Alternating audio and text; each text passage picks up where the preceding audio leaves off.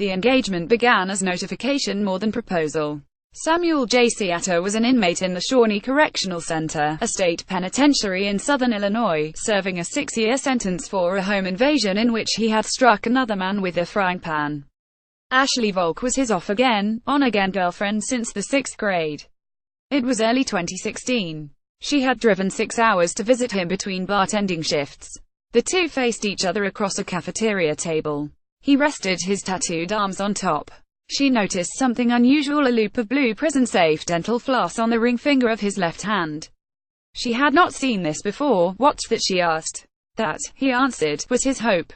It's a reminder that when I get out of here we're going to have a future, and I'm going to marry you, and well, have a real life," he said. Joy flashed through her, followed by dread. Let it be known that Ashley Volk had loved Sam Seatter since elementary school, the age of true love always in sidewalk chalk.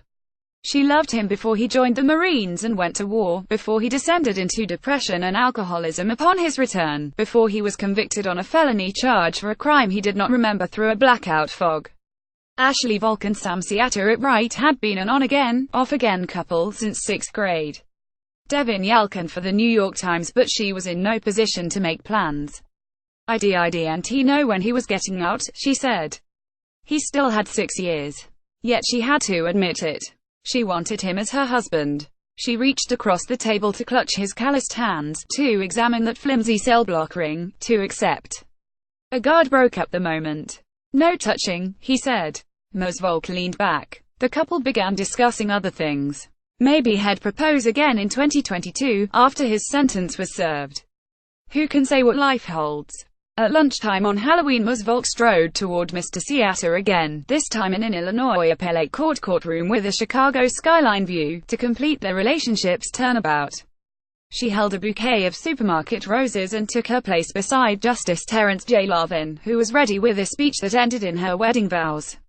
The judge was the puppeteer of this latest act. He had his own motives, and he grinned. Early on Halloween, the couple began preparing for their wedding in Chicago. Mr. Seatter had proposed for the second time just a month before. Devin Yelkin for the New York Times. These two fighters are now, and shall forever remain, together, he said. And I have to tell you that I've never been more confident about a knot that I helped to tie. Much of the story Sam Seatter and Ashley Volk is a matter of record. Late last spring, after an inquiry by the New York Times Magazine, Mr. Seatter, a former Marine rifleman suffering from post-traumatic stress disorder, was abruptly released from prison. The lead prosecutor in the county where he had committed his crime vacated the conviction and offered a plea deal to a lesser charge. Mr. Seatter began probation on condition that he use no alcohol and enroll in weekly mental health care. Things looked up. No longer Illinois Department of Corrections inmate No. Y11107, Mr. Seatter continued his run of alcohol-free months, restored himself to top physical condition and resumed his live-in relationship with Ms. Volk, while training to enter the local mixed martial arts club fighting scene. Then, an administrative error at the Department of Veterans Affairs resulted in his disability pension being cut. As a felon on probation, he could not find steady work. The beneficiary of an extraordinary act of mitigation, he was in possession of a coveted gift, a second chance. And he was flat broke, in a stall. Ms. Volk waited for, and lifted, Mr. Seatter, when he was at war, when he was in prison, and when he was finally back home. Devin Yelkin for the New York Times. The next phase of his rescue fell to Ms. Volk. Her contribution can be summarized in 3 words. She carried him. Ashley Volk took an unyielding position, that Sam Seatter was a good man, better than his record and stronger than his troubles, and he would succeed. He was in PTSD counseling, trying to regain his confidence and calm. With a job tending bar 3 or 4 nights a week until 4 a.m. and Saturday until 5, she brought home her tips, amassing enough in small bills each month to keep a roof above their heads and food in the fridge. Faith takes its tolls. Fires burn down and need fresh fuel. She does not pretend this was easy. She'd return home after sunrise, spent and bleary, hoarse from yelling over music all night while catering to the drinkers still standing after the city's other clubs closed. She'd sleep much of the day, and repeat.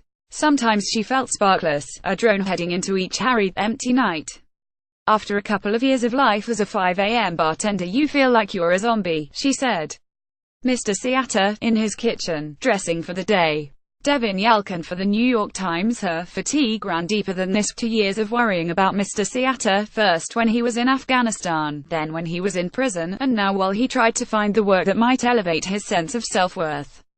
She stayed with it, dutifully, sometimes mechanically, to be able to pay the rent, pay the bills, pay for the groceries, electric and phones. He was worth it, she said. This was the service of love. She had fallen for him at age 10. He was her boyfriend during much of high school, when she studied metal fabrication and welding in their small prairie town. He left to join the Marine Corps, which decorated him for valor and praised him for saving other men's lives. She had never wanted him in the Corps. She dreamed peaceful dreams, of becoming a broadcast journalist or opening a dance school. When 2017 arrived, she was 26 and caring for the post-war version of her best friend, an able-bodied man without a job. She knew she was blessed that he had survived. She fought to remember what she wanted to be. It's been so hectic for so long, I think I forgot what I was good at, and what I like, she said. She almost dared not to say what she needed. She needed one more break. A job, she thought. Someone has to give Sam a job. The couple prepares to leave for the courthouse. Devin Yelkin for the New York Times. As Justice Lavin tells it, Connor T. Lowry, one of his nephews, showed up in a Marine recruiter's office in 2008 as a classic South Side Irish kind of kid. Standing 6 feet 5 inches tall and weighing 220 pounds, he was exuberance personified, live life large, he used to say, and determined to enlist. The judge was against the decision. He thought the United States had bungled the wars since the terror attacks in 2001 and that the Pentagon didn't know what it was doing, circumstances in which the risks to the enlisted ranks were exceptionally high. Young Mr. Lowry was firm. He told him, the judge said, that he decided to get into the Marine Corps to straighten his life out a little bit. Family and friends saw him off from Corp Kerry, an Irish bar in the Beverly neighborhood of Chicago. The judge, being a judge, knew when a case was lost. He observed the rituals. He hoisted a pint of Guinness, set aside his misgivings and threw in his blessing, with a toast. We have to support our country, support our flag, support our men and women in uniform, he said. Even if we disagree with the mission. By early 2012, Connor Lowry had been promoted to corporal and was on a combat tour in Helmand Province, Afghanistan with Gulf Battery, 2nd Battalion, 11th Marines. He was an artilleryman, but under the Pentagon's often incoherent counterinsurgency doctrine, he was serving time as a provisional grunt, and going out on patrols. On their way to the wedding, Mose Volk had bought a bouquet at the supermarket. Devin Yelkin for the New York Times. On February 29, he called his mother, Modi Lavin, to say he had a mission the next day and the mood around him was gloomy and tense. American troops at Bagram Air Base had burned copies of the Quran while disposing of prisoners' possessions. Protests had erupted. Relations between Afghan and American troops were strained enough at his outpost, Forward Operating Base Zeebrugge, that Corporal Lowry told his mother the Afghans had been asked to leave. The next day, Corporal Lowry was in the turret of a moving Marine vehicle when he collided with an electrical wire suspended above a rural road. He was killed. Was it an accident? A trap? Mose Lavin suspects the latter, but is not sure. When her son's remains were flown to Dover Air Force Base, where she was waiting for him, she learned that 2 soldiers whose bodies were on the same flight had been killed by Afghan troops. Retaliation against the desecration of the Quran, she heard. The Marine Corps did not award Corporal Lowry a Purple Heart, a denial of honors indicating it determined he died in an accident, not by enemy action. An officer told Mose Lavin they were investigating the exact circumstances. To this day, she said, the Corps has not returned with a clear answer. The wandering does not stop. A quick kiss before they head upstairs to the ceremony in the Bilandic building in Chicago. Devin Yelkin for the New York Times. Don't think for a second that I don't go to bed every night thinking, what the hell happened, she said. Now an outreach coordinator at the Road Home program at Rush University Medical Center, she helps veterans and their families suffering the effects of PTSD, one way of keeping her son's name and honor alive. Justice Lavin was haunted too, beset by grief. But he had no ready mission to perform. He slipped the mass card from his nephew's funeral under the driver's visor of his car. Last memories remain fresh. When Corporal Lowry was laid to rest, the streets were lined with residents. The calling hours stretched on, as if the entire city filed through. The judge describes the day as Chicago's finest moment. His voice slows and thickens when he talks of it. He fails to hold back tears. In January, as Ashley Volk was living from shift to shift, the judge was working his way through the Sunday newspapers when he came upon an article about Sam Siatta and his Afghan combat tour. Mr. Siatta had served in a role resembling that of a sniper. His company had fought hard, killing civilians in mishaps and Taliban fighters in gunfights. Then the Marine Corps left. Rich Volk walks his daughter down an aisle sprinkled with rose petals, compliments of the judge. Devin Yalkin for the New York Times. Missions changed, priorities shifted, some clock ran down. The village where Mr. Siatta and his peers had bled and killed returned to Taliban control. Still jumpy from the war, he departed the military burdened by confusion, sorrow and shame. He was already drinking heavily. He started drinking more, self-medicating, his family would later say. On his last night with alcohol, in 2014, he smashed through the back door of the home near the house where he rented a room. No one knows why. Perhaps he was looking for his own bed. Inside was another former Marine. They fought. Police reports say Mr. Siatta swung a pan. The other man swung the knife. Cut 9 times, Mr. Siatta lost. By the time Justice Lavin finished reading, he felt as if he had been animated by his nephew's ghost. He had seen enough of war's costs. He wanted to make something right. He resolved to contact Mr. Siatta and ask him how he was. I owed it to Connor to help this kid out, he said. He seemed like he needed advice, like he needed someone to help him, someone who knew people in Chicago. Justice Terrence J. Lavin marries the couple. Devin Yalkin for the New York Times. Justice Lavin invited the couple to his chambers. When they sat to talk, Mr. Siatta told him that he had been struggling to find work and his disability pension had stopped.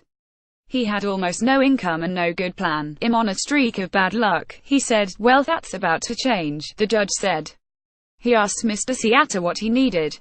"A job," Mr. Siatta said. Justice Lavin had worked in a steel mill as a young man. He had been elected to the bench with labor support. He knew some people in Chicago. "How about we get you into a union," he said.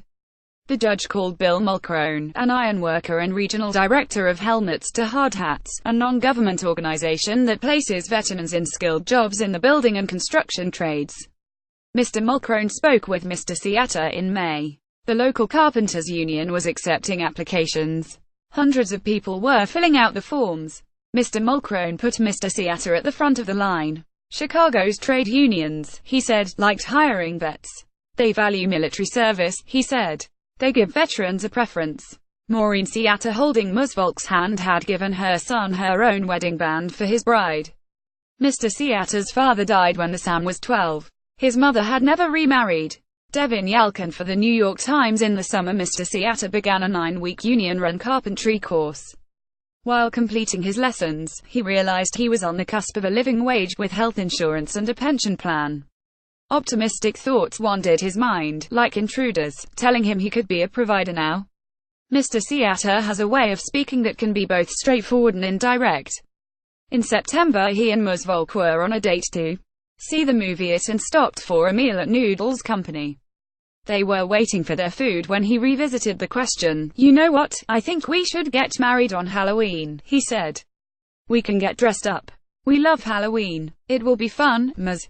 Volk was confused. "You mean next Halloween?" he said. "This Halloween. In a few weeks." She started screaming. "They're in the restaurant, jumping up and down, kissing him.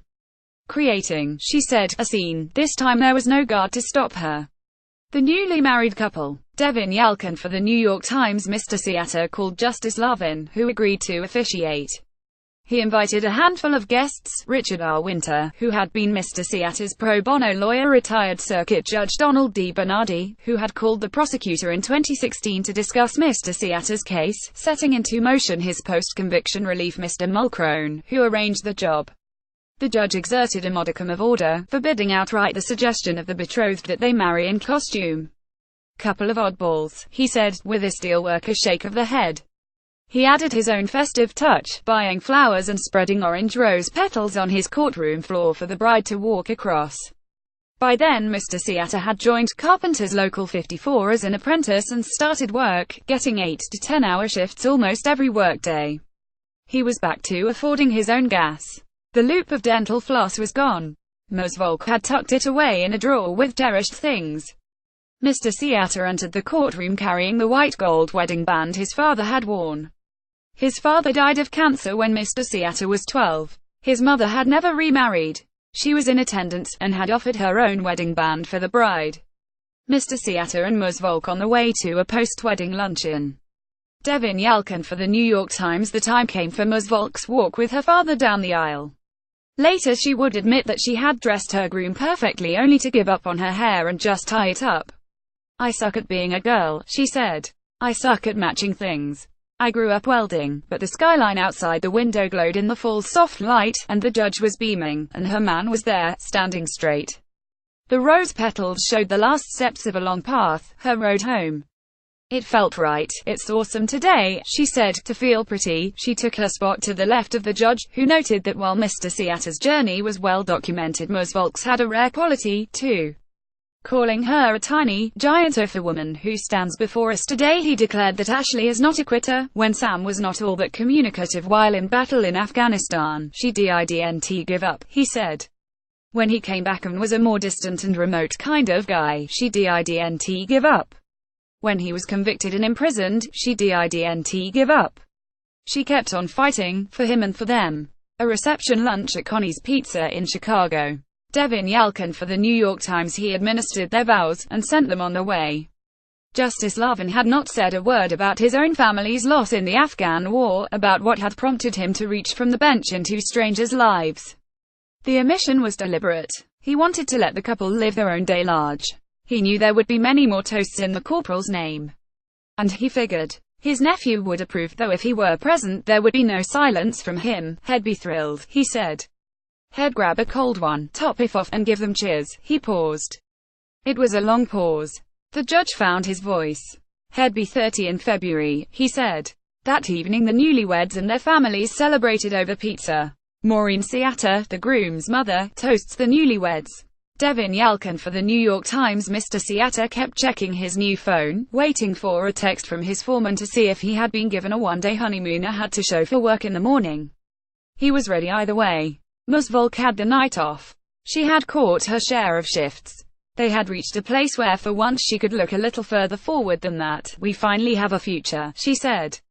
"We got Sam set up.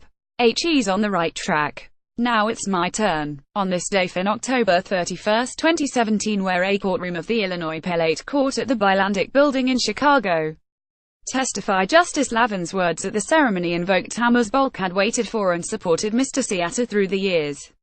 It moved Richard R. Winter, the pro bono lawyer who organized Mr. Seatter's appeal, to tears.